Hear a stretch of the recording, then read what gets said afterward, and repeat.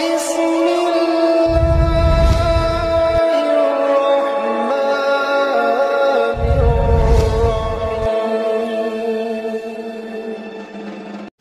Islam yang hari ini terbentang dari Maroko sampai ke Merauke jumlahnya 1,91 miliar. Sungguh jumlah yang signifikan. Merupakan ranking kedua setelah penganut Nasrani yang jumlahnya 2,38 miliar. Ini adalah merupakan hal yang sangat besar. Umat Islam diprediksi suatu saat nanti akan menjadi sepertiga penduduk dunia.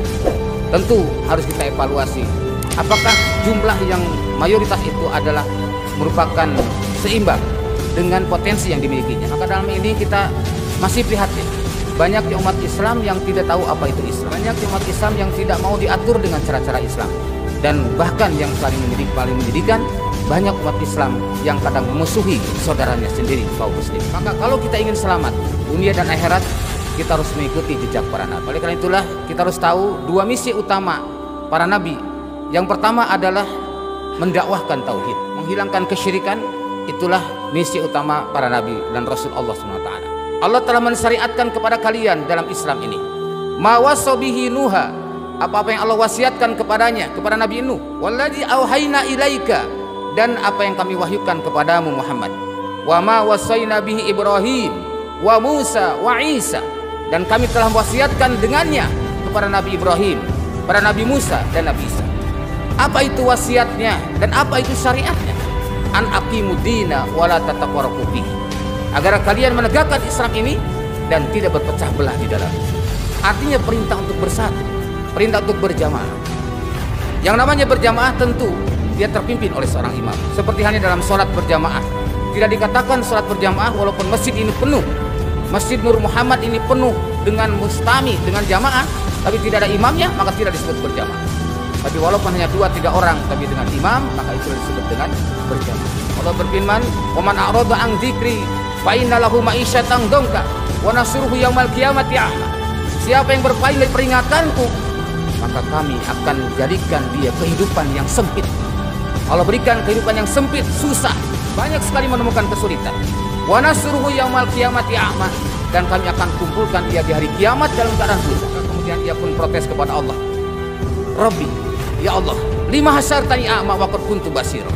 Kenapa engkau kumpulkan aku dalam keadaan buta, sedangkan aku di dunia dalam keadaan melek? Maka kemudian Allah berfirman, "Wala kadzalika atatka ayatuna wa nasitaha." Seperti itulah kan engkau di dunia telah datang kepadamu ayat-ayat kami, tapi engkau melupakannya. Telah datang kebenaran kepada kamu, tapi kamu pura-pura tidak tahu. Harta yang berlimpah ruah, jabatan yang tinggi, gelar yang panjang tidak ada artinya tanpa ketakwaan.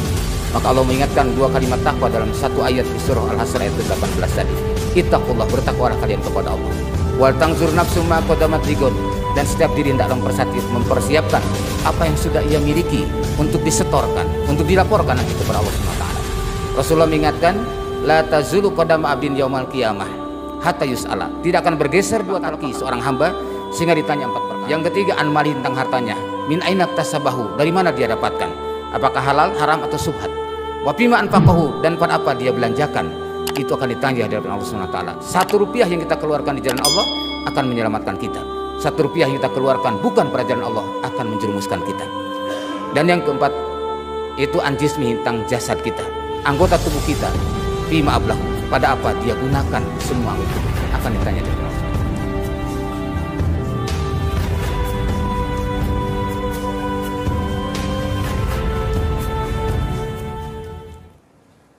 Innal hamdalillah nahmaduhu wa nasta'inuhu wa nastaghfiruh wa na'udzu billahi min syururi anfusina wa min sayyiati a'malina. May yahdihillahu fala mudhillalah wa may yudlil fala hadiyalah. Asyhadu an la ilaha illallah wahdahu la syarikalah wa asyhadu anna Muhammadan abduhu wa rasuluh. Wassalatu wassalamu ala Rasulillah wa ala alihi wa ashabihi wa mawalah. A'udzu billahi minasy syaithanir rajim. Ya ayyuhalladzina amanu taqullaha haqqa tuqatih wa la tamutunna illa wa antum muslimun. Ya ayyuhalladzina amanu taqullaha wa qulu qawlan sadida yuslih lakum a'malakum wa yaghfir lakum dzunubakum wa may yuti'illah wa rasulahu faqad faza fawzan 'azima. Amma ba'du, fa inna asdaqal hadis kitabullah wa khairal hadi hadi Muhammad sallallahu alaihi wasallam wa syarrul umuri muhdatsatuha. Hadirin jamaah Jumat yang dimuliakan Allah Azza wa Jalla, kita bersyukur kepada Allah yang telah memberikan berbagai curahan nikmat kepada kita. Yang pertama dan utamalah nikmat iman dan Islam yang kita tidak pesan kepadanya, namun dengan kasih sayangnya Allah memilih kita menjadi orang-orang yang beriman dan bisa melaksanakan Islam hingga kini. Allah merupakan nikmat yang patut kita syukuri. Demikian pula nikmat ilmu dan harta, nikmat keluarga, dan juga tidak kalah pentingnya nikmat kesehatan dan kesempatan. Inilah yang diingatkan oleh Rasulullah SAW, nikmatani magbunun fihi makasiru minan nas asihah wal faruq. Dua kenikmatan yang banyak sekali manusia tertipu dengannya. Itulah nikmat kesehatan dan kesempatan. Ketika kita sedang sehat lupa kalau itu nikmat dari Allah. Baru di saat sakit kita merasakan mahalnya sehat. Ketika kita sedang senggang, waktu luang, longgar, tidak banyak urusan, kita seringkali menyia-nyiakan waktu. Baru di saat kita sibuk banyak urusan, kita pun berani membayar orang lain dengan harga mahal. Karena betapa mahalnya kesehatan dan kesempatan ini. Maka oleh karena Rasul mengingatkan, hendaknya kita memperhatikan kesehatan dan kesempatan ini jangan sampai menimbulkan bencana bagi kita semuanya. Amma Allah, jamaah Jumat yang dimuliakan Allah Azza wa Jalla, maka sebagai wujud syukur atas nikmat tersebut, marilah kita menjaga terus ketakwaan kita dengan sebenarnya takwa. Dalam hal ini saya selaku khatib berwasiat mengingatkan kembali, ittaqullaha haqqa tuqatih wa la tamutunna illa wa antum muslimun. Bertakwalah kalian kepada Allah dengan sebenar-benarnya takwa dan janganlah kalian mati kecuali dalam keadaan muslim. Abdullah bin Mas'ud memberikan tafsiran makna ayat ini. Mana ittaqullah qutuqati, yang pertama ayat ta'a pala yu'so, kita mentaati Allah dengan tidak bermaksiat kepadanya. Yang kedua ayat skara pala yukfar, kita mengingat, mensyukuri berbagai nikmat yang Allah berikan kepada kita dengan tidak mengkufurinya sedikit pun. Syukur artinya menggunakan nikmat Allah sesuai dengan kehendak pemberi nikmat. Jangan pernah kita menggunakan nikmat Allah dalam perkara yang Allah murkai. Kemudian ayat skara pala yungsa, kita mengingat Allah dimanapun dan kapanpun, dalam keadaan bagaimanapun. Pala yungsa, dengan tidak melupakannya sedikit pun. Allah senantiasa ada dalam diri kita. Kapanpun dimanapun hendaknya kita senantiasa bersama Allah Subhanahu Wa Taala. Maka oleh karena itulah kita dalam setiap sehari semalam, umat Islam yang hari ini terbentang dari Maroko sampai ke Merauke, jumlahnya 1,91 miliar. Sungguh jumlah yang signifikan. Merupakan ranking kedua setelah penganut Nasrani yang jumlahnya 2,38 miliar. Ini adalah merupakan hal yang sangat besar. Umat Islam diprediksi satu saat nanti akan menjadi sepertiga penduduk dunia. Tentu harus kita evaluasi, apakah jumlah yang mayoritas itu adalah merupakan seimbang dengan potensi yang dimilikinya. Maka dalam ini kita masih prihatin, banyak umat Islam yang tidak tahu apa itu Islam. Banyak umat Islam yang tidak mau diatur dengan cara-cara Islam. Dan bahkan yang paling menyedihkan, banyak umat Islam yang kadang memusuhi saudaranya sendiri, kaum muslimin. Inilah problematika yang dihadapi oleh kita semuanya. Maka oleh karena itulah kita harus tahu misi para nabi sesuai dengan doa kita dalam setiap sholat kita. Kita bacakan surat Al-Fatihah minimal 17 kali dalam sehari semalam. Ihdinas siratal mustaqim, tunjukkan kami ya Allah ke jalan yang lurus. Siapakah siratal mustaqim itu? Siratal ladzina an'amta alaihim, orang-orang yang diberikan nikmat oleh Allah atas mereka. Imam Ibnu Katsir menafsirkan ayat ini dengan surah An-Nisa 69. Disebutkan kama an'amallahu alaihim minan nabiyina wasiddiqina wasyuhada'i wassalihin. Yang dimaksud dengan orang-orang yang diberi nikmat oleh Allah adalah para nabi, para siddiqin, para syuhada dan para sholihin. Maka kalau kita ingin selamat dunia dan akhirat, kita harus mengikuti jejak para nabi. Oleh karena itulah kita harus tahu dua misi utama para nabi. Yang pertama adalah mendakwahkan tauhid. Mendakwahkan tauhid, menghilangkan kesyirikan, itulah misi utama para nabi dan rasul Allah SWT. Kita lihat di dalam Al-Quran di surah 16, surah An-Nahl ayat 36. Allah berfirman, walaqad ba'asna, sungguh telah kami utus fi kulli ummatin, bagi setiap umat, rasulah, seorang rasul. Ani ibudullaha wajtanibut tagut, agar mereka beribadah kepada Allah dan menjauhi tagut. Kemudian faminhum man hadallah, maka di antara mereka ada orang yang mendapatkan petunjuk dari Allah. Tapi juga wa minhum man haqqat alaihi dolalah, di antara mereka juga ada yang berada dalam kesesatan, tetap dalam kesesatan. Maka inilah Allah mengingatkan fasiru fil ardh, maka bertebaranlah kalian di muka bumi, berjalanlah di muka bumi. Fangzuru kaifa kana akibatul mukadzibin. Maka hendaklah kalian perhatikan bagaimana akibat atau kesudahan orang-orang yang mendustakan kebenaran. Jadi inilah misi pertama dan utama para nabi adalah mendakwahkan tauhid dan menghilangkan kesyirikan. Maka menjadi tugas utama kita, hendaknya kita mengikuti jalan yang benar, yaitu jalannya para nabi, para siddiqin, para syuhada dan para sholihin. Yang pertama adalah mendakwahkan tauhid di seluruh persada dunia. Kemudian yang kedua adalah membangun kesatuan umat dengan pola al-jamaah. Ini tentu menjadi hal yang aneh bagi sebagian kaum muslimin. Artinya pola al-jamaah ini bukan pola barat, bukan pola timur. Karena Allah berfirman, a'udzubillahi minasyaitonirrajim, wa'tasimu bihablillahi jami'an wa la tafarraqu. Dan berpegang teguhlah kalian kepada tali Allah jami'an seraya berjamaah. Wa la tafarraqu, dan janganlah kalian berpecah belah. Jangan berkelompok-kelompok, jangan bercerai-berai. Ini Allah ingatkan.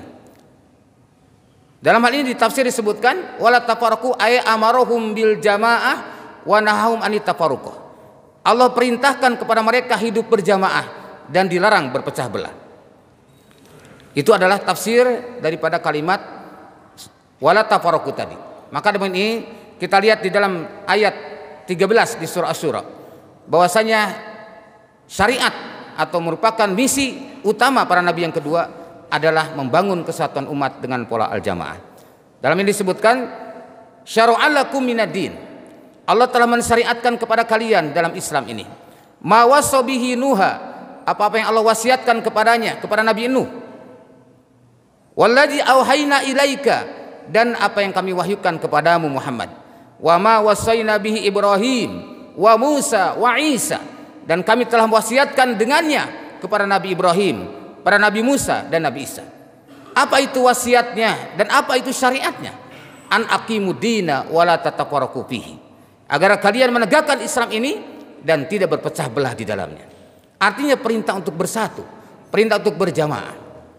Yang namanya berjamaah tentu dia terpimpin oleh seorang imam. Seperti halnya dalam sholat berjamaah, tidak dikatakan sholat berjamaah walaupun masjid ini penuh, Masjid Nur Muhammad ini penuh dengan mustami, dengan jamaah, tapi tidak ada imamnya, maka tidak disebut berjamaah. Tapi walaupun hanya 2-3 orang tapi dengan imam, maka itulah disebut dengan berjamaah.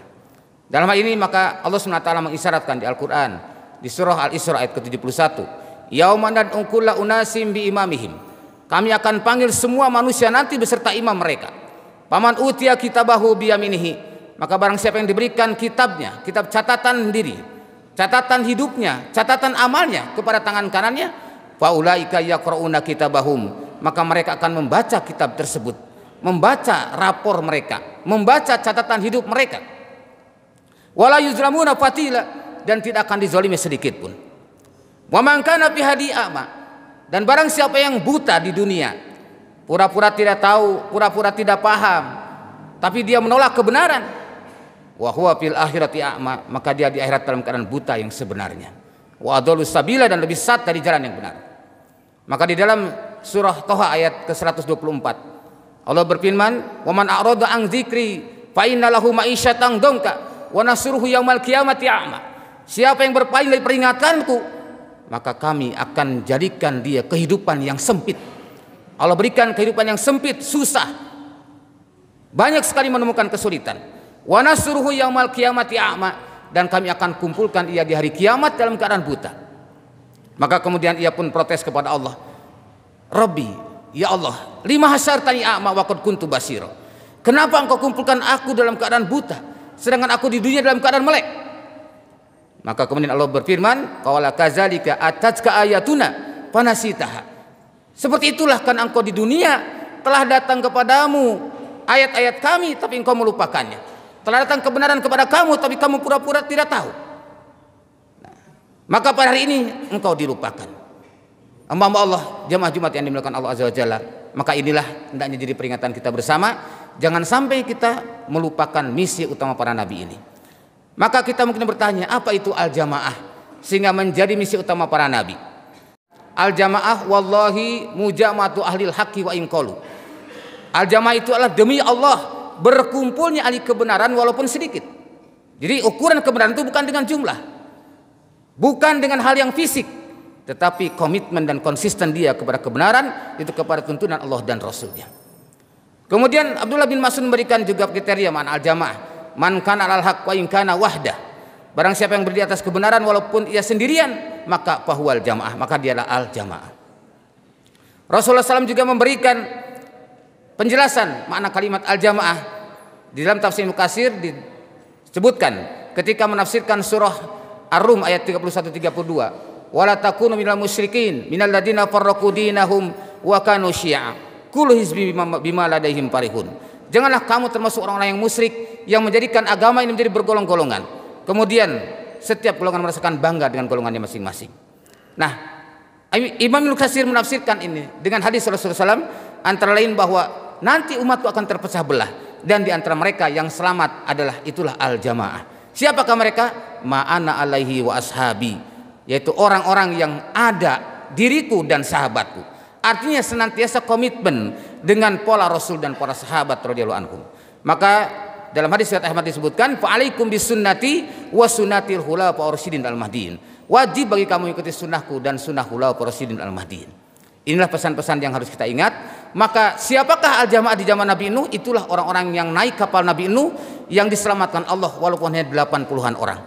Siapakah al-jamaah di zaman Nabi Musa? Itulah orang-orang yang selamat dari kejaran Fir'aun. Dia kemudian menyeberang Laut Merah, diselamatkan Allah Subhanahu wa taala. Siapakah al-jamaah di zaman Nabi Ibrahim? Itulah orang-orang yang mendukung risalah Nabi Ibrahim. Siapakah al-jamaah di zaman Nabi Isa? Itulah Hawariyun, 12 orang yang komitmen bersamanya menegakkan kebenaran. Dan siapa al-jamaah di masa Nabi? Nabi bersabda tadi, ma'ana alaihi wa ashabi, orang yang berpegang teguh kepada kitabullah dan sunnah Nabi, kepada sunnahku dan sunnah para sahabatku. Maka inilah menjadi pesan kita hari ini. Sekali lagi, misi utama para nabi ada dua. Yang pertama adalah mendakwahkan tauhid dan membangun kesatuan umat dengan pola al-jamaah. Barakallahu li wa lakum wa nafa'ni bima fihi minal ibadil hakim. Aqulu qouli hadza astaghfirullah li wa lakum.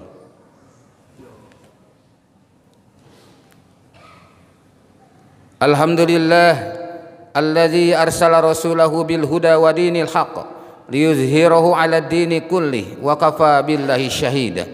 Asyhadu an la ilaha illallah wahdahu la syarika lah wa asyhadu anna Muhammadan abduhu wa rasuluh. A'udzu billahi minasyaitonir rajim. Ya ayyuhalladzina amanu taqullaha wal tanzur nafsum ma qaddamat lighad wattaqullaha innallaha khabirum bima ta'malun. Hamba-hamba Allah, jamaah Jumat yang dimuliakan Allah Azza wa Jalla, pada khutbah kedua ini kami mengingatkan kembali pentingnya ketakwaan bagi seorang manusia adalah lebih penting dari segalanya. Harta yang berlimpah ruah, jabatan yang tinggi, gelar yang panjang tidak ada artinya tanpa ketakwaan. Maka Allah mengingatkan dua kalimat takwa dalam satu ayat di surah Al-Hasr ayat ke-18 tadi. Ittaqullah, bertakwalah kalian kepada Allah. Wal tanzur nafsum ma qaddamat lighad, dan setiap diri hendaklah mempersiapkan apa yang sudah ia miliki untuk disetorkan, untuk dilaporkan nanti kepada Allah Subhanahu wa taala. Rasulullah mengingatkan, la tazulu qadama abdin yaumal qiyamah hatta yus'ala. Tidak akan bergeser dua telapak kaki seorang hamba sehingga ditanya 4 perkara. Yang pertama itu an umrihi, tentang umurnya, fi ma'afnahu, pada apa dia habiskan. Yang kedua adalah an ilmihu, tentang ilmunya, fi ma fa'ala, sejauh mana dia mengamalkan ilmunya. Yang ketiga an malihi, tentang hartanya, min aina tasabahu, dari mana dia dapatkan, apakah halal, haram atau subhat. Wa fi ma anfaqahu, dan pada apa dia belanjakan, itu akan ditanya di hadapan Allah Subhanahu wa taala. 1 rupiah yang kita keluarkan di jalan Allah akan menyelamatkan kita. 1 rupiah yang kita keluarkan bukan pada jalan Allah akan menjerumuskan kita. Dan yang keempat itu an jismihi, tentang jasad kita, anggota tubuh kita, fi ma ablahu, pada apa dia gunakan semua anggota tubuh ini akan ditanya di hadapan Allah Subhanahu wa taala. Maka mari kita persiapkan untuk supaya bisa pulang dalam keadaan husnul khatimah. A'udzubillahi minasyaitonir rajim. Innallaha wa malaikatahu yusholluna 'alan nabi ya ayyuhalladzina amanu shallu 'alaihi wa sallimu taslima.